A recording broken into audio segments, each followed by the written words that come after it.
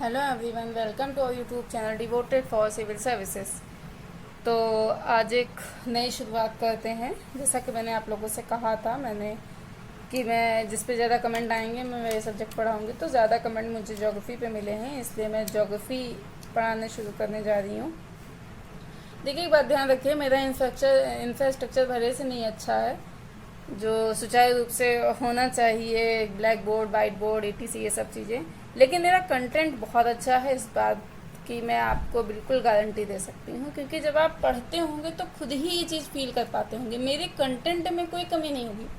और ये जो मैं आपको ज्योग्राफी पढ़ाने जा रही हूँ, अगर ये आपने ज्योग्राफी पूरी कंप्लीट पढ़ ली तो इससे आपको क्वेश्चन 95 से 99% के बीच मिलेंगे। इवन यहाँ तक कि मैं आपको यूपीएससी मेंस की बात बता रही हूँ, तो ये तो छोड़ ही दीजिए। तो इससे आपको समझ आपकी एक बेहतर बनेगी। जब आप इसे पढ़ लेंगे तो आपको लगेगा कि हाँ, मैंने कुछ पढ़ा है। तो आगे चलिए शुरू करते हैं। इसे लाइक, शेयर, सब्सक्राइब जरूर कर दीजिए। आप लोगों की डिमांड थी, इसीलिए मैं ज्योग्राफी शुरू करने जा रही हूँ, वरना मैं हिस्ट्री शुरू करती या कोई दूसरा सब्जेक्ट शुरू करती। ठीक है, तो चलिए पढ़ते हैं। देखिए, थोड़ा सा रेफरेंस बुक वगैरह देख लीजिए अगर आप लोगों को पढ़ना है। वैसे तो नोट्स पर्याप्त हैं, और जो मैं क्वेश्चन दूंगी उन्हें प्लीज़ आप लिखिए ज़रूर। ठीक है, जो मैं दूंगी, देखिए इसमें एनसीईआरटी 6 से 12 तक चाहे तो पढ़ लीजिए। ठीक है, देखिए एनसीईआरटी पढ़ लीजिए। एनसीईआरटी सभी में पढ़ना है अगर आपको सच में एग्ज़ाम क्लियर करना हो आईएएस पीसीएस का, इसलिए पढ़ लीजिएगा। ठीक है, और हाँ, एक चीज़ इम्पॉर्टेंट है, आपको ऑक्सफोर्ड का या दूसरा भी ले सकते हैं, एटलस जरूर रखना पड़ेगा। ऑक्सफोर्ड का ये एटलस आपको अवश्य ही रखना पड़ेगा। बिना एटलस भूगोल नहीं समझी जा सकती, नहीं पढ़ी जा सकती। इस बात का आप खास ध्यान रख लीजिए। और जो मैं आपको शुरू करूँगी वो वर्ल्ड ज्योग्राफी आज शुरू करूँगी। पहले वर्ल्ड पढ़ाऊँगी, उसके बाद में फिर मैं इंडियन ज्योग्राफी पढ़ाऊँगी। ठीक है, और मैं पहले ही बता चुकी हूँ जो मेरा कंटेंट है, इससे क्वेश्चन आपको 99% तक क्वेश्चन मिलेगा। 100% की गारंटी तो कोई भी नहीं ले सकता है, इसलिए मैं आपको कह रही हूँ इससे आपको 99% आपको इससे क्वेश्चन देखने को मिलेंगे। देखिए, सामान्य भूगोल हेडिंग डाल लीजिए आप चाहें तो। सामान्य भूगोल शुरू करते हैं। ठीक है, सामान्य भूगोल के तहत हम सबसे पहले जो टॉपिक शुरू करेंगे उसका नाम है पृथ्वी, यानी कि द अर्थ। एक एक लाइन से क्वेश्चन आपको देखने को मिलेगा। हाँ, जो ना समझ में आए आप कमेंट सेक्शन में कमेंट जरूर कर दीजिए, उसे मैं दोबारा से ज़रूर से बता दूंगी। ठीक है, देखिए आपने सुना होगा पृथ्वी को नीला ग्रह कहते हैं। क्यों कहते हैं? इसलिए कहा जाता है क्योंकि पृथ्वी का लगभग 71% भाग क्या है, जो पृथ्वी का 71% धरातल है वो कैसा है, महासागरीय है, इसलिए इसे नीला ग्रह कहते हैं। ठीक है, पृथ्वी चूंकि क्या है, एक शुद्ध गोला नहीं है। पृथ्वी एक हमारी शुद्ध गोला नहीं है। जो पृथ्वी है इसकी आकृति पूरी तरीके से नारंगी के समान भी नहीं है। आप लोगों ने देखा, कई लोग इसे नारंगी कह देते हैं, लेकिन ऐसा बिल्कुल भी सही नहीं है। ठीक है, और ना ही पृथ्वी की आकृति एक क्या है, दीर्घवृत्ताकार है, दीर्घवृत्ताकार। ठीक है, पृथ्वी क्या है, ध्रुवों पर चपटी हुई है ऐसे। ठीक है, पृथ्वी क्या है, हमारी ध्रुवों पर चपटी हुई है और विषुवत रेखा पर उभरी हुई है। ध्रुवों पर चपटी हुई है और विषुवत रेखा पर हमारी पृथ्वी क्या है, उभरी हुई है। ठीक है, तो पृथ्वी की आकृति को हम कह सकते हैं ऑप्लेट, स्फेरॉइड या लध्वक्ष, गोला। ये है पृथ्वी की आकृति सही मायने में। ये क्वेश्चन पूछा जा चुका है। इसे हम जियोइड भी कहते हैं, GEOID, इसे हम जियोइड भी कहते हैं। हिंदी में भी इसे जियोइड ही कहते हैं। ठीक है, ठीक है, देखिए अब देख लीजिए थोड़ा सा, ये हमारी पृथ्वी हो गई। ठीक है, और ये नॉर्थ पोल हो गया। ठीक है ना, ठीक है, ये हमारा साउथ पोल हो गया, ठीक है। ये क्या है, फ्लैट है, मैंने आपको बताया। ये थोड़ा सा बल्ज है, यानी कि हल्का सा उभरा हुआ है, उभार लिए हुए है, उभरा है। ये भी थोड़ा सा उभरा है, ठीक है। और इसका जो पोलर डायमीटर है ये वाला, ये है 12,714 किलोमीटर, ठीक है। और जो इसका विषुवतीय व्यास है, विषुवतीय व्यास जिसे कहते हैं, 12,757 किलोमीटर, ठीक है। आई होप आप लोग को ये समझ में आ रहा होगा। अब देखिए, जो पृथ्वी है हमारी, वो 3 तरीके से मोशन करती है। पृथ्वी कितने तरीके से मोशन करती है? 3 तरीके से पृथ्वी हमारी मोशन करती है, जिसमें कि पहला है रोटेशन, दूसरा इसको घूर्णन भी कहते हैं, ठीक है। और दूसरा है हमारा रिवोल्यूशन, जिसे परिक्रमण या परिभ्रमण कहते हैं। दूसरा है हमारा रिवोल्यूशन।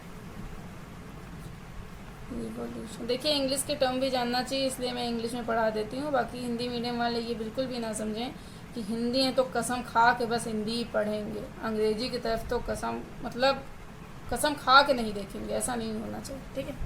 परिक्रमण या परिभ्रमण कहते हैं, ठीक है। और तीसरा है प्रिसेशन। देखिए, अगर आपको लगता है कि मेरी स्पीड ज़्यादा है तो आप उसे कम करके जो देख लीजिए, अगर आपको लगता है कि मेरी स्पीड कम है तो उसे बढ़ा के देख लीजिए। आपके पास ये सुविधा उपलब्ध है यूट्यूब के माध्यम से। तो सबसे पहले हम बात करते हैं रोटेशन क्या होता है। आपने देखा होगा एक लट्टू को देखा होगा, लट्टू तो नहीं है मेरे पास। एक लट्टू जिस तरीके से अपनी कील पर घूमता रहता है, मान के चलो ये लट्टू है, या ऐसे ही पेन से ही समझा देती हूँ, क्या करता है, अपनी कील पर घूर्णन करती। लट्टू जिस तरीके से अपनी कील पर इस तरह ऐसे ऐसे आपने देखा होगा, लट्टू ऐसे ऐसे घूर्णन करती, उसी तरीके से जो पृथ्वी है वो भी अपने अक्ष पर घूर्णन करती है। जो पृथ्वी है हमारी, वो कहाँ घूर्णन करती है? अपने अक्ष पर घूर्णन करती है, ठीक है। पृथ्वी की इस अक्षीय गति को, जो पृथ्वी की जो अपनी एक अक्षीय गति है, उसे क्या कहते हैं हम? घूर्णन कहते हैं। पृथ्वी की जो अक्षीय गति है उसे क्या कहते हैं? घूर्णन कहते हैं। अक्ष का तात्पर्य क्या है? ध्रुवीय व्यास से है। अक्ष का तात्पर्य क्या है? ध्रुवीय व्यास से। मैंने आपको अभी थोड़ी देर पहले बताया था कितना होता है ध्रुवीय व्यास, 12,714, ठीक है। ये अक्ष का तात्पर्य है, ठीक है।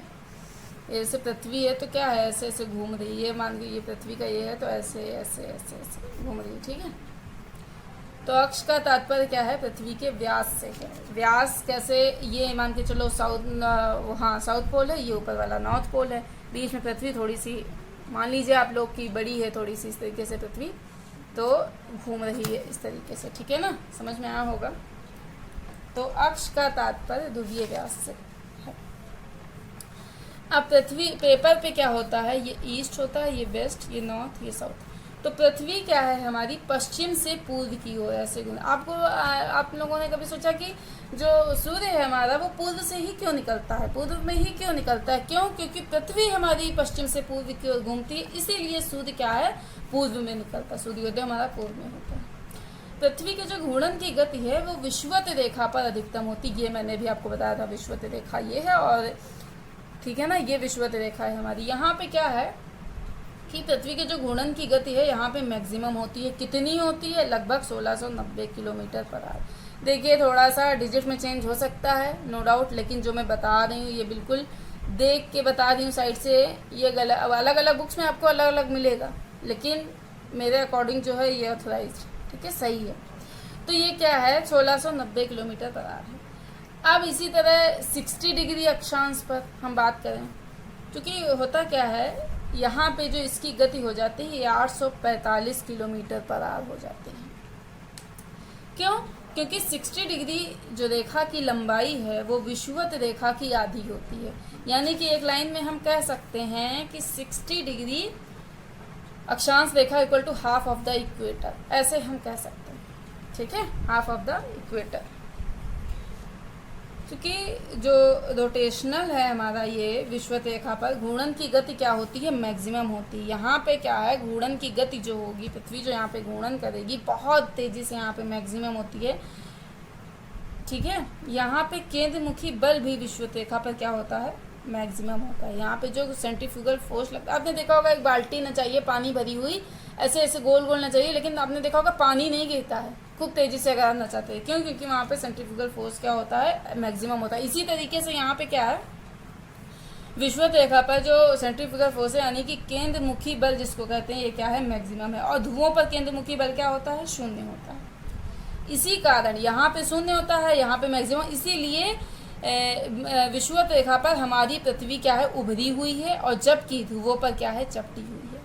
क्वेश्चन ये पूछा जा चुका है कि पृथ्वी जो है हमारी वो ध्रुवों पर चपटी क्यों होती है और विषुवत रेखा पर उभरी क्यों होती है। रीजन भी ध्रुवों पर चपटी इसलिए होती है क्योंकि यहाँ पर जो सेंट्रीफ्यूगल फोर्स होता है, केंद्रमुखी बल जो होता है वो यहाँ पर शून्य होता है और विषुवत रेखा पर ज़्यादा होता है केंद्रमुखी बल। ठीक है, अब देखिए, आपको पता होगा कि जो पृथ्वी है हमारी, पृथ्वी के धरातल पर, यहाँ पे क्या होता है, पृथ्वी के धरातल पर विषुवत रेखा पर, विषुवत रेखा की अगर हम बात करें, ठीक है, विषुवत रेखा पर गुरुत्वाकर्षण बल का मान शून्य होता है। यानी कि जो गुरुत्वाकर्षण बल होता है, ग्रेविटेशनल फोर्स जिसको कहते हैं, गुरुत्वाकर्षण बल, इसका मान क्या होता है, शून्य होता है। शून्य तो नहीं, इसे न्यूनतम लिख लीजिए, ज़्यादा बेहतर रहेगा। न्यूनतम होता है। क्यों? दो रीज़न है। देखिए, पहला रीज़न क्या है, आपके माइंड में खुद ही आ जाना चाहिए। पहला रीज़न क्या है कि जो विषुवत रेखा है यहाँ पर केंद्रमुखी बल का मान अधिकतम होता है। जब केंद्रमुखी बल का मान अधिकतम होगा तो जो गुरुत्वाकर्षण बल है वो क्या होगा, शून्य, न्यूनतम होगा, ऐसे कहिए। वहाँ पे क्या होगा, शून्य, न्यूनतम होगा। ठीक है, दूसरा क्या है, विषुवतीय व्यास की लंबाई हमारी मैक्सिमम है। बात समझ में आई? पृथ्वी के धरातल पर गुरुत्वाकर्षण रेखा पर विषुवत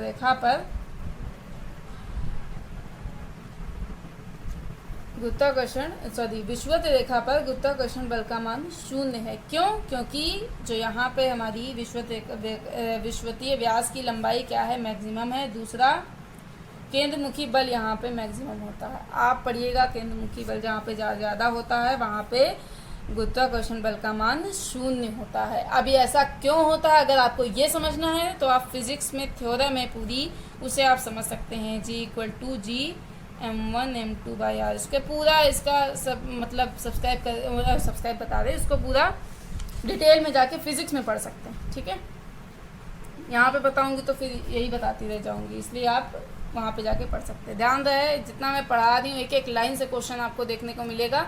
अगर आपको नहीं यकीन है तो आप पहले प्रीवियस ईयर के पेपर उठा लीजिए, तब आप देखिए। ठीक है, तो देखिए, पृथ्वी के घूर्णन की अवधि कितनी है, 24 घंटे की है। कितनी है, 24 घंटे की है। ठीक है, जिसे हम क्या कहते हैं, सोलर डे इंग्लिश में कहते हैं और हिंदी में कहते हैं सौर दिवस। क्वेश्चन पूछा जा चुका है कि दिन और रात कैसे होते हैं। जो पृथ्वी पर हमारे दिन और रात होते हैं वो किस वजह से होते हैं, तो हमारा जवाब होगा कि घूर्णन के कारण ही दिन और रात होते हैं। घूर्णन का मतलब पृथ्वी के रोटेशन के कारण ही दिन और रात होते हैं। अगर ये नहीं होगा तो हमारी क्या होगी, तो हमारे में क्या होगा, दिन रात होगा ही नहीं। फिर जहाँ दिन है तो दिन ही दिन रहेगा, जहाँ रात है तो रात ही रात रहेगा। ठीक है, अब देखिए, अब बात करते हैं रिवॉल्यूशन, यानी कि परिक्रमण किसे कहते हैं, रिवॉल्यूशन।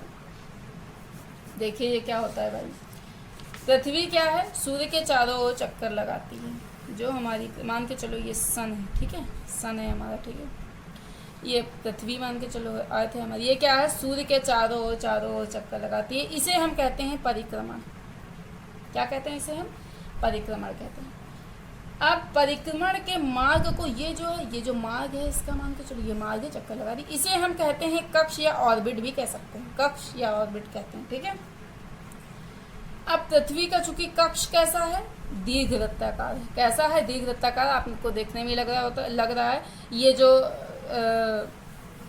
फिगर बना हुआ है ये दीर्घवृत्ताकार का, मैं इसमें पढ़ा हुआ आप लोगों ने। ठीक है, तो होता क्या है कि पृथ्वी एवं सूर्य के बीच की दूरी में परिवर्तन होता रहता है। देखिए, जब देखिए पृथ्वी हमारी यहाँ है तो दूरी ये है, पृथ्वी हमारी यहाँ मान के चलो आ जाए तो दूरी इसकी क्या हो जाएगी, कुछ और हो जाएगी। ठीक है, इसके अगर ये सब चीज़ें चेंज है तो क्या है, जो तो फिर जो परिक्रमण है इसमें इसकी गति में भी परिवर्तन होता रहता है। इसके कारण क्या है, परिक्रमण की गति में भी परिवर्तन होता रहता है। देखिए ना, ये इतनी दूर, ये इतनी दूर, तो पृथ्वी एवं सूर्य के बीच की दूरी में परिवर्तन होता है। इसी वजह से परिक्रमण की गति में भी परिवर्तन होता है। अब देखिए, मान के चलो यहाँ पे है, इसकी लंबाई होती है 14.7 करोड़ किलोमीटर, ठीक है, और इसकी लंबाई होती है 15.2 करोड़ किलोमीटर, ठीक है। तो देखिए, जब पृथ्वी हमारी सूर्य के यहाँ पर इस कंडीशन में, तो इसे सबसे नज़दीक की पोजीशन कहते हैं, इंग्लिश में कहते हैं क्लोजेस्ट पोजीशन, क्लोजेस्ट पोजीशन, ठीक है। हिंदी में इसे कहते हैं उपसौर, जब बहुत ज़्यादा नज़दीक हो, सबसे नज़दीक, ठीक है। या इसे पेरीहीलियन भी कहते हैं, ये एकदम नाम है, इन्हें बिल्कुल रट लीजिए, एक एक मेरे वर्ड से इसमें क्वेश्चन पूछा गया, पेरीहीलियन कहते हैं, ठीक है। और ये जो हमें कंडीशन देखने को मिलती है, ये 3 जनवरी को देखने को मिलती है। और यहाँ पे स्पीड कम होगी या ज़्यादा होगी, कमेंट सेक्शन में कमेंट करिए। यहाँ पे स्पीड हमारी होगी मैक्सिमम, स्पीड हमारी मैक्सिमम होगी। इसके अपोजिट आ जाइए, हिंदी में इसे रवि नीच भी कहते हैं, रवि नीच, ठीक है। अब ये कंडीशन हमारी कहलाएगी रवि उच्च की, रवि उच्च। और उपसौर की बजाय इसे कहते हैं अपसौर, जब हमारी जो पृथ्वी है वो सूर्य से बहुत दूरी पर होती है, यानी कि 15.2 करोड़ किलोमीटर, अपसौर कहते हैं, या अपहेलियन भी इसको कहते हैं, अपहेलियन, ठीक है। ये क्या होती है, फारदेस्ट पोजीशन होती है, यानी कि दूरी पे बहुत ज़्यादा होती है। ये कंडीशन हमें देखने को मिलती है 4 जुलाई को। और यहाँ पे स्पीड क्या होगी, मैक्सिमम या मिनिमम, यहाँ पे स्पीड हमारी होगी मिनिमम। आई होप आप लोगों को समझ में आया होगा। अब सुनिए, पृथ्वी के जो परिक्रमण की औसत गति होती है वो होती है 29.8 किलोमीटर पर सेकेंड। ध्यान रहे, किलोमीटर पर आवर नहीं, किलोमीटर पर सेकेंड है, 29.8 किलोमीटर पर सेकेंड। तो पृथ्वी के पृथ्वी के परिक्रमण की दिशा हमने क्या बताई, पश्चिम से पूर्व। क्या होती है, पश्चिम से पूर्व, यानी कि ये घड़ी की विपरीत, घड़ी की जो सुइयां होती हैं उनके विपरीत होती है ये। तो इस तरीके से घूर्णन और परिक्रमण की दिशा एक समान होती है, यानी कि पश्चिम से पूर्व होती है। आई होप आप लोगों को समझ में आया होगा। अब देखिए कि जो हमारी पृथ्वी है, पृथ्वी के परिक्रमण की जो अवधि होती है वो 365 से 1/4 दिन इतनी होती है, 365 से 1/4 दिन की होती है। इसी वजह से क्या होता है कि जो चौथा वर्ष होता है, अधिवर्ष या लीप वर्ष होता है, ये 1/4 की वजह से लीप ईयर होता है, ठीक है। शताब्दी आप देखे होंगे, अधिवर्ष से क्या होता है, यानी कि जो शताब्दी अधिवर्ष होता है वो 400 से विभाजित होता है, ठीक है। अब चूंकि होता क्या है कि जो पृथ्वी है हमारी थोड़ा सा अपने अक्ष पर झुकी हुई है, इस वजह से वो क्या होता है, सूर्य के चारों ओर चक्कर, ये झुकी हुई है, और इसी के साथ में वो क्या करती है, सूर्य के चारों ओर चक्कर लगाती है, झुके अपने पृथ्वी अपने अक्ष पर 23.5 डिग्री झुकी हुई है, और इसी का वो झुके ही अपने सूर्य के मतलब चारों ओर चक्कर लगाती है।